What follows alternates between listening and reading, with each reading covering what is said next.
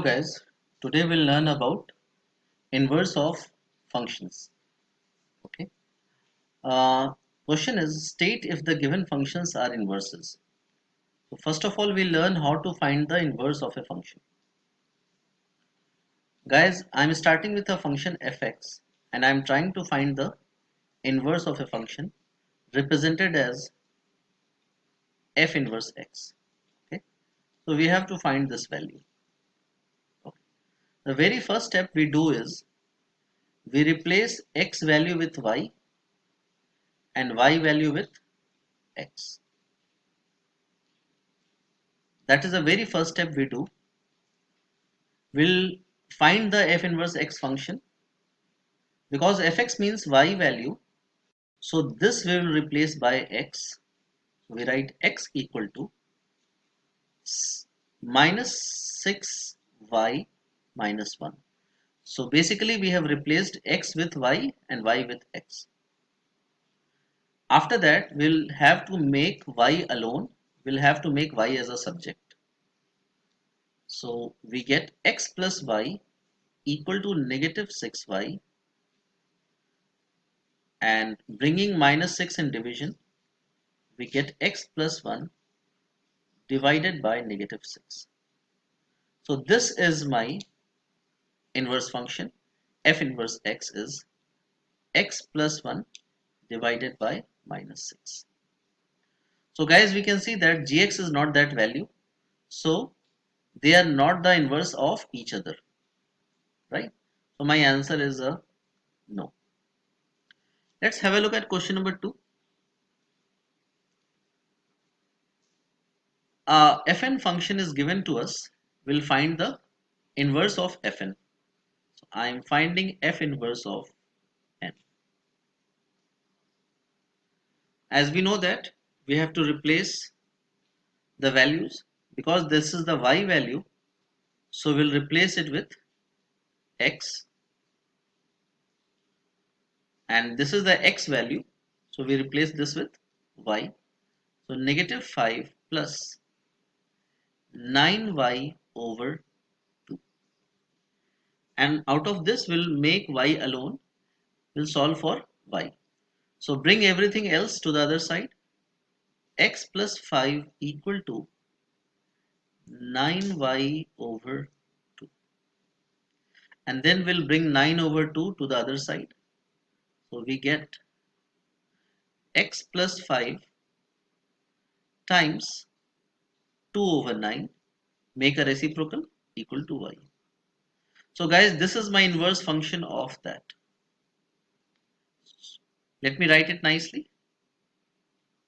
X plus 5 bracket 2 over 9 is basically 2x over 9 plus 10 over 9. Right?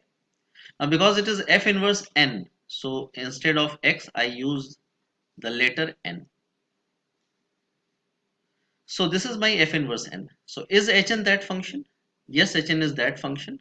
So they are inverse of each other, right? These two functions are inverse functions of each other because we've got the same value, same inverse function. Have a look at question number 3. We'll find the inverse of fn.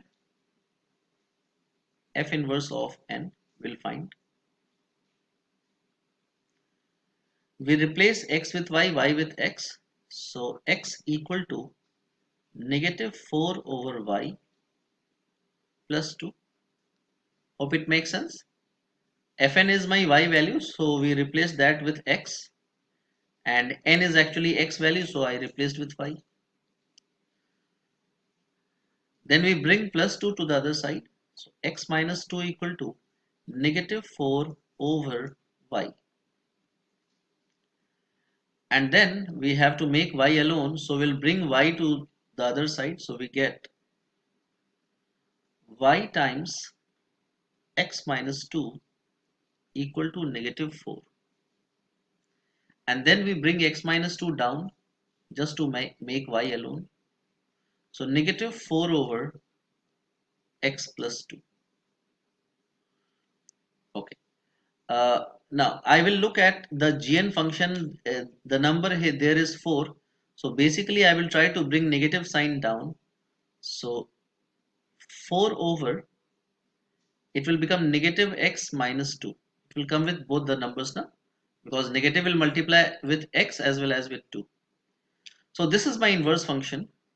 Does it match with gn function? No, it does not match. So they are not inverse of each other. Come to number 4. We replace fx with x. Let's do it fast now. We have learned enough. Making y alone. So x plus 4 equal to negative 4y over 5. And then negative 4 over 5 will multiply with the reciprocal coming to the other side. X plus 4 times 5 over negative 4, right? Equal to y. So that is my inverse function. Does that match with this number? No, it does not match. So we get, no, they are not inverse of each other, right? Let's try question number 5. We have to find the inverse of each function. So very quick, x equal to 3 over negative y minus 2. So we get negative y minus 2 will multiply with x equal to negative equal to 3, and then we'll multiply them. So we get, bring x down, so negative y minus 3 over x. So negative y equal to over x plus 2. And because we have to make y alone, so y equal to negative 3 over x negative 2. So that is my inverse function. So we'll write it nicely. H inverse x equal to negative 2. Right? Okay. Let's try question number 6. Replacing fx with x, we get 2y over 7 minus, making y alone, so x plus 10 over 7, 2y over 7, and then 2 over 7 I will bring to the other side to multiply by 7 over 2, bracket x plus 10 over 7 equal to y. And simplifying that, we get 7x over 2 plus 5 equal to y. Basically 7 over 2 will multiply with both the terms one by one, right? So we get this as the inverse function. So we write f inverse x equal to 7x over 2 plus, let's try question number 7, guys.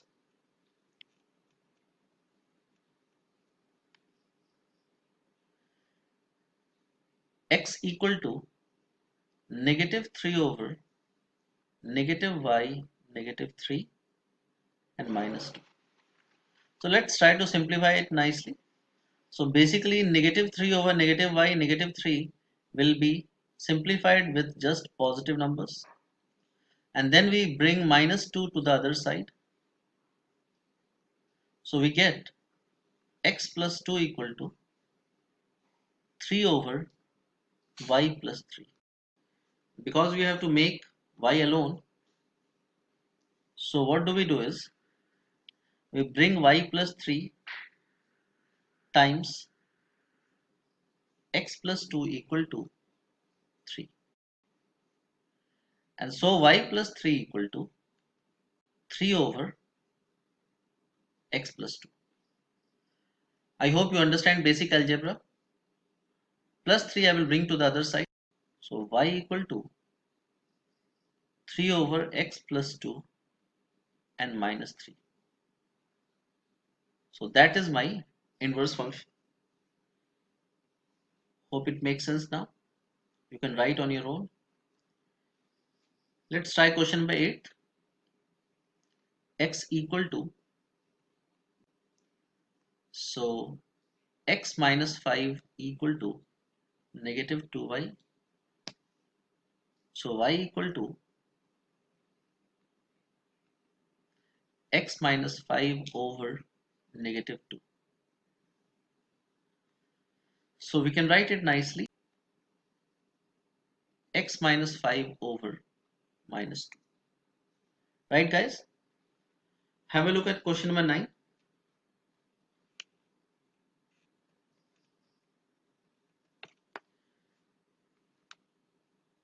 Replacing fx with x, 5y over 3, negative 5 over 3.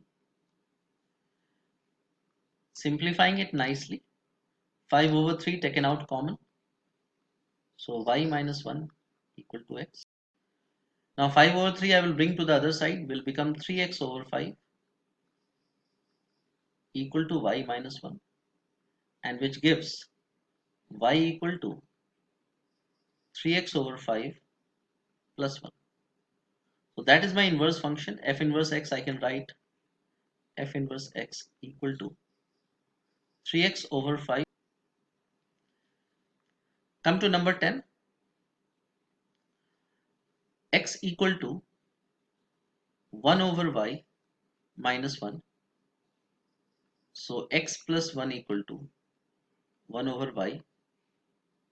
So x plus 1 times y equal to 1, which gives y equal to 1 over x plus 1. So guys, this is the inverse function. We can say f inverse equal to 1 over x plus 1. Hope it makes sense. Let's come to next question. Question number 11. Find the inverse of each function. Then graph the function and its inverse. So we'll do the same way like we were doing before.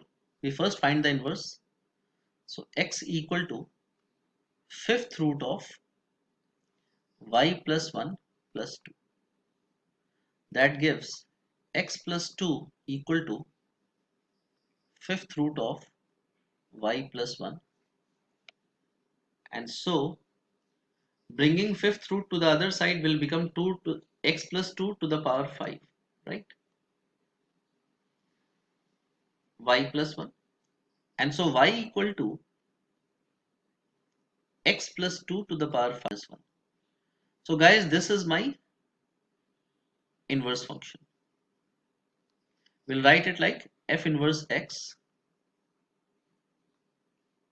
equal to plus 2 to the power 5 minus 1. Then they have said graph the function and its inverse. Okay, so it is easier for me to draw any one graph, either the graph of the function or the graph of the inverse function, and then with that graph we'll draw the graph of the other side like inverse or a function. Okay, so first I am drawing the graph of the function fx. Okay, so while drawing the graph of function fx, I will think of the basic graph of fifth root of x. So fifth root of x graph looks like this, guys. I hope you can understand. It looks like this. Increase in x, y increases very slowly because that is the fifth root of x. So height of y increases very slowly and x increases faster, right? So x increases faster whereas y increases, means the height increases slowly. That is why we have drawn this kind of graph. And because it is an odd function, so it will go in first and third quadrant. Okay, After that, we'll think of the transformation. X changes by +1 means it will shift 1 unit to the left. So this point 0, 0 after first transformation will become -1, 0, and then +2 will make a change to shift the graph up by 2 unit. So the graph will go here, and so it goes like this. So this is my fx graph. I will write that. Let me erase that original graph, like this graph I will erase. Okay. The fx function we have drawn. Now we'll draw the f inverse x graph. Guys, please understand, the function and its inverse function, they both intersect each other at the line y equal to x. Okay, so this is the line y equal to x. Y equal to x means the line which makes 45 degree with x axis and y axis, just going in between first and third quadrant. That is y equal to x. Okay, and the function and its inverse function have such a relation that they will be the mirror image of each other along this y equal to x line. So keeping y equal to x as a mirror, the image of fx would somehow be looking like this. I hope you can understand.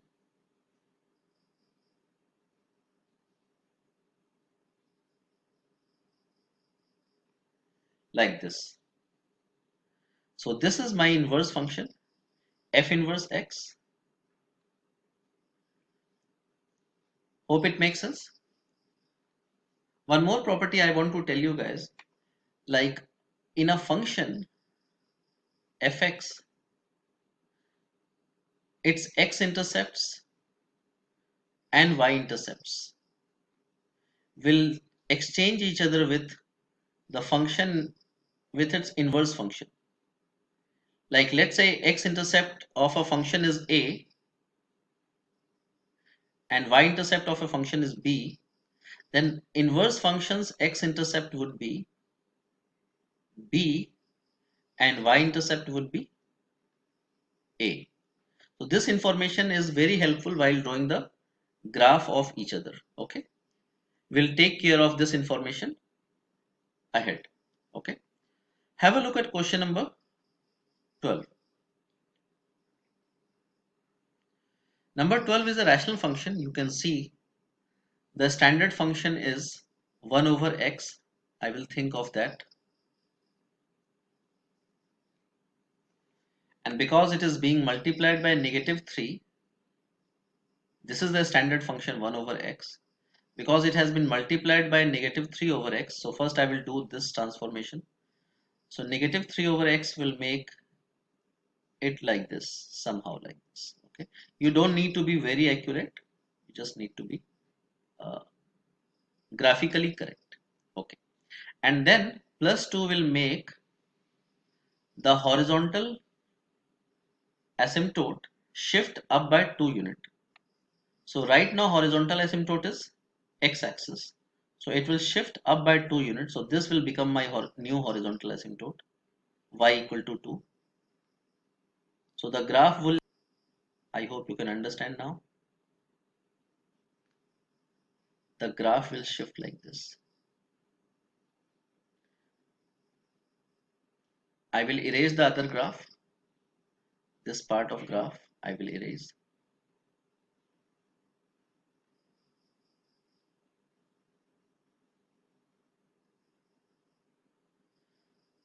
Okay, fine. So this, now we have to draw the inverse function. While drawing the inverse function, we realize that it has to be the mirror image along this line, the line y equal to x. Okay. Also guys, as I told you that we have learned before about x-intercepts, y-intercepts exchanging with the inverse thing. Similarly, horizontal and vertical asymptote also gets exchanged. Like in the original function, the fx function, the horizontal asymptote is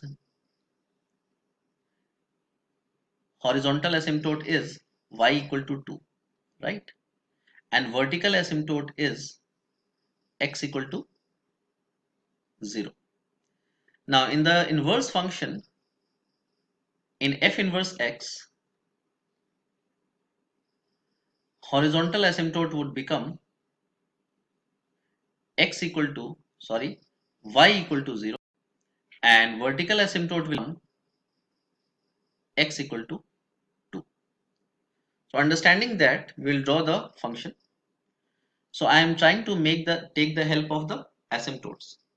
So horizontal asymptote is y equal to 0. I am using different color this time.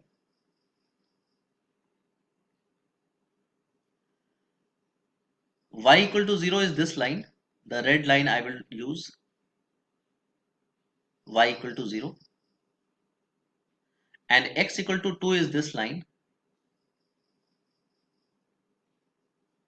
right? You can see x equal to 2. So basically we have to draw the graph like that, right? Okay. So the graph will be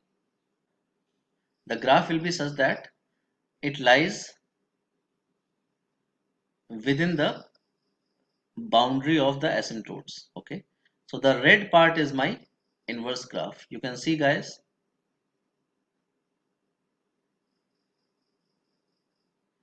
that red part is my inverse graph and blue part is my function. Hope it makes sense. Okay. We had to find the equation of the inverse function also. We'll do that now. So replacing x with y with x, so we get x equal to negative 3 over y plus 2. So x plus x minus 2 equal to negative 3 over y. So y times x minus 2 equal to negative 3. So y equal over x minus 2. From here, this is the inverse function, guys. Okay, f inverse x. So from here also you can see that the vertical asymptote is x minus 2 equal to 0, which we had drawn. Okay, so I'm again repeating, functions horizontal and vertical asymptote exchange each other with inverse functions horizontal and vertical asymptotes, right? Okay, have a look at question number 13 now. So first of all, we'll find the inverse function and then draw the graph of each other. So x equal to negative 3y negative 10 over 5. We'll find y out of this. So 5x equal to negative 3y negative 10. So 5x plus 10 equal to negative 3y. So y equal to 5x plus 10 over negative 3. So this is my g inverse x function. Let me write that. G inverse is 5x plus 10 over negative. We can see that the gx function is a straight line.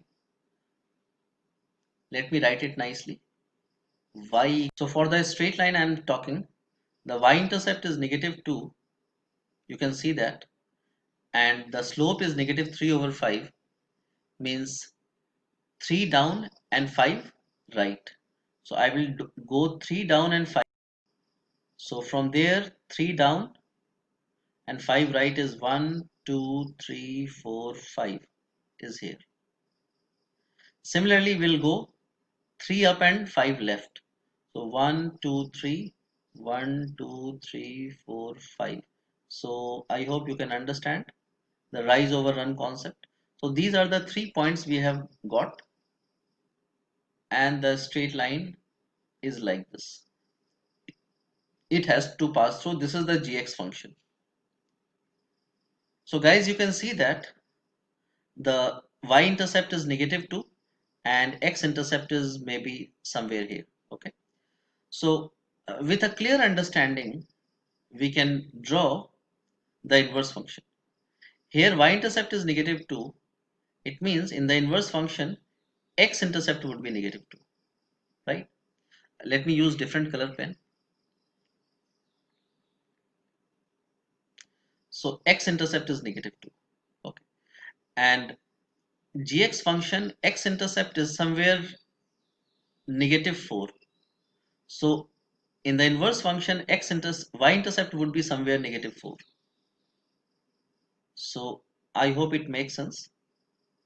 So you will, without understanding the equations graph, you will just draw the functions with the concept of x-intercepts and y-intercepts exchanging. So this is g inverse x function. And because I had told you before that the function and its inverse function will be the mirror image of each other along the line y equal to x.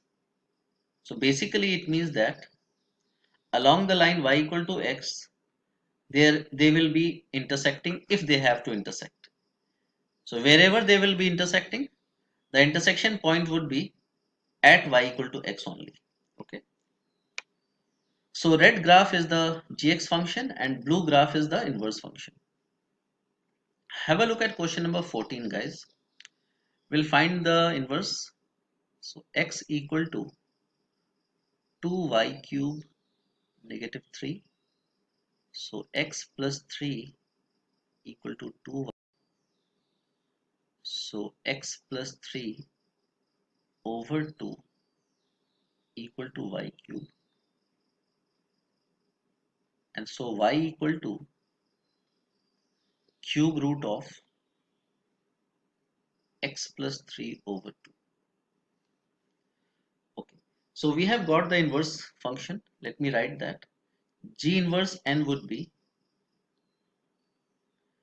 cube root of n plus 3 all over 2. So that is G inverse n. Okay.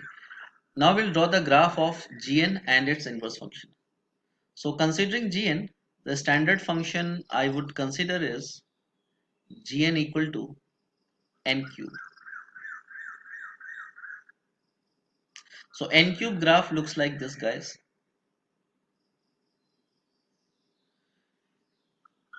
We have two transformations in n cube.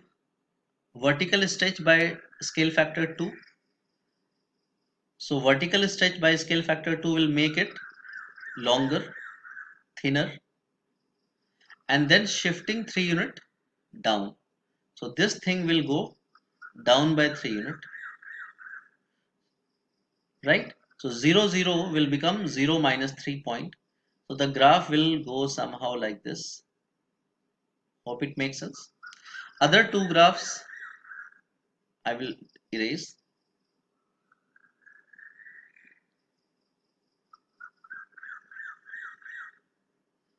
So this is my Gn function, right, guys? Here I can see that y-intercept is -3. Let me use different color for the inverse function.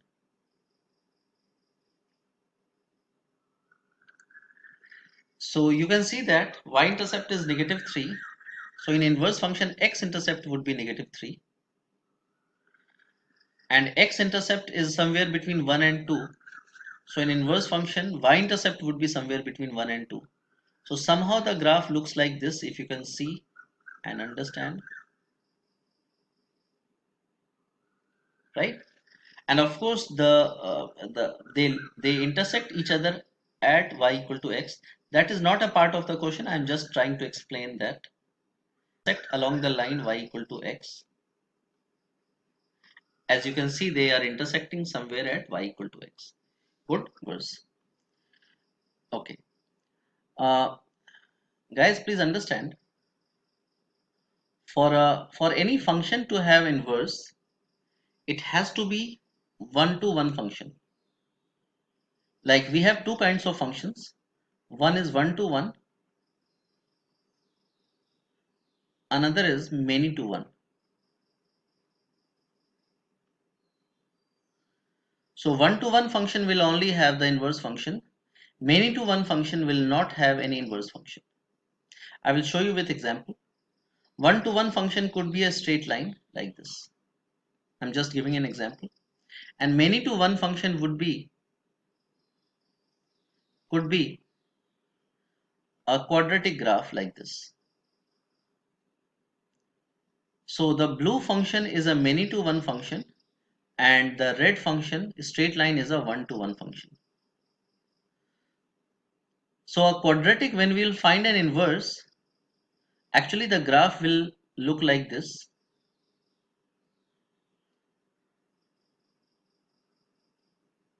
Which is not actually a function. Okay, that is why we said only one to one will have a inverse function, not many to one. Okay, so we just need one example of any function which is one to one. I will just take one example which doesn't have an inverse. So my answer would be any function which is many to one. I can say that fx equal to x square graph, or maybe fx equal to x square plus 3x plus 2. Any quadratic graph could be many to one function. They do not have an inverse. Okay. Come to question number 16. Find the inverse of this graph. That is very easy. Replace y with x and x with y. So fourth root of y. And we'll find y out of that. So fourth root when I bring to the other side will become power 4 equal to y. So the inverse function is f inverse x equal to x to the power 4. And that is my answer. Good friends, hope to see you soon. Thank you. Goodbye.